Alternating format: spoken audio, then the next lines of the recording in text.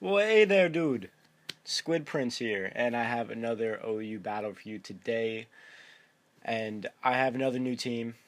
I really like this team. Honestly, I kind of just threw a whole bunch of dudes together, and it actually works out kind of well.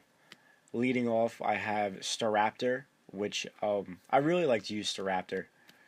And plus, I like his call, the in-game call he has. It reminds me of what is that game? Assassin's Creed, like when you jump off of the high perches. I think it's pretty cool.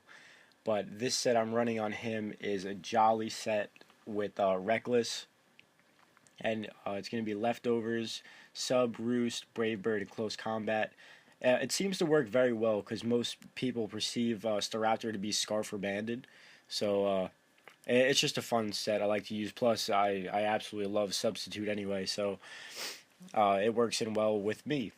And then the Mamoswine, which this set I figured I was actually taken by surprise. I was looking at Mamoswine's stats before, and I had noticed that his speed, like he's faster than I thought he was. I thought he'd be like base 60 or base 55. He's actually base 80.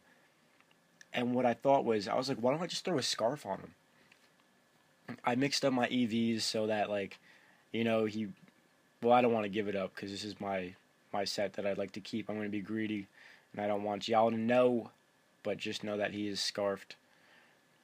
Then I have the Haxorus. I wanted to try Lumberry Haxorus with Dragon Dance, Outrage, Earthquake, and Poison Jab, just to counter some little fairies that want to come out and try and mess me up.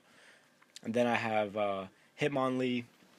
I decided to run Lychee Berry, Unburden, and also use him as like a rapid spinner. So I have High Jump Kick, Poison Jab, Endure, and Rapid Spin. However, I didn't really think this set all the way through because I'm completely walled by Egg Slash because he's Steel and Ghost, and I can't attack him at all, so I should probably switch it up a little bit. And then Mega Gardevoir I wanted to try. I was actually watching a video the other day, and this kid was using an Encore Primeape. And it got me thinking. I was like, wow, that's really peculiar. I think that's really interesting. So I looked up things that could learn Encore, and I saw that Gardevoir could, and I thought maybe like a Mega, like come in Mega and then Encore it into whatever, and then go for like a Calm Mind and, do what I have to do.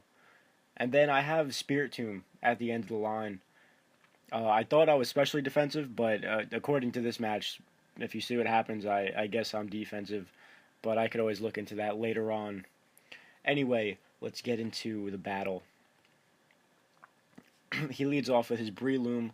I lead off with Staraptor because I don't really know what else to lead off with. So I just go for a sub, expecting the Spore. However, this man is smarter than I thought.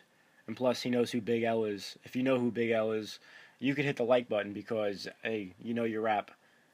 So he ends up going for the Rock Tomb. And I was like, interesting. We were talking in the chat, and I was like, no Spore. He's like, nah, dude, Rock Tomb. A Technician boost. So I was like, oh, that's pretty interesting. At least you're not one of those Spore kids that, are annoying. And if you block their Spore in the first turn, they forfeit. So anyway, he ends up taking out the Staraptor. And I take out his Breloom. He brings in his Zoom Arrow. I go for a Poison Jab because he was expecting me to switch. No belly drums for you. Oh, man, that thing is such vicious. But he ends up bringing his Actadrill, predicting the Poison Jab. I probably should have predicted, went for an Earthquake, but that's besides the fact. He is running max speed. I am not, so he does outspeed me. Then I bring in the Hitmonlee to force out the Aegislash, and I double switch into my Spiritomb. But he knows what he's doing, and he knows that a Will-O-Wisp is coming, so he goes into his Talonflame to dodge the Willow. Nice play. A lot of trickery in this game. But I end up bringing in the Mamo, and he asked me in the chat, he's like, oh, you're probably a Sash set, right? And, no, I am not. I'm actually Scarfed. And that attack power with the Scarf is just, it's something nice. Now I gotta switch out the Mamo as he brings in his Garchomp, and he Megas his Garchomp. Now I figured, alright, since he went for a sub, I can encore him into that. I did forget, and I am very fortunate that he went for a Swords Dance, because if he would have went for Earthquake, he definitely would have knocked me out. Because even when he Megas, he's outspeeds Gardevoir. Like, I only outspeed him when I'm Mega. And then he ends up bringing in, switching out because he's forced to because of the Encore, ends up bringing his Exactadrill, and now I'm forced out, fearing pretty much any attack from Exactadrill because this thing is vicious. And he also has a Swords Dance up, and the Hitmonlee did not stand a chance. I could have went for Endure, but he could have just brought the Aegislash in, would have been a wasted turn. So he ends up switching out the Aegislash into his Zoom Arrow. I end up going for an Earthquake. Nothing he has can dodge an Earthquake, so I figure it's a safe play. I can go for it. He ends up bringing in his Mega Garchomp again, predicts me to go out to my Gardevoir, goes for an Earthquake, and just completely destroys me. Now, I predict him to not stay in with his Garchomp, and I go for an Earthquake, predicting the switch into either Aegislash or Exactadrill. And now I end up switching out here, head into my Spiritomb. I was actually predicting a King Shield. Actually, I don't even know. I kind of just switched. Well, I don't even know what I was thinking. But I end up taking that hit very nicely. And that's why I believe that I'm running defensive. I don't know what I was doing with this set. I don't remember what I put into it. But he ends up going for the Swords Dance as I missed the Willow. And now he can't switch into the Garchomp because he doesn't want that to be Willowed either. So he ends up just taking the Willow. And now here he ends up switching out to his Garchomp. And luckily for me, that my Dark Pulse actually takes away 28%, so that means no subs for him. So all he can do is attack. Hits me with a huge Earthquake, take me to 50%.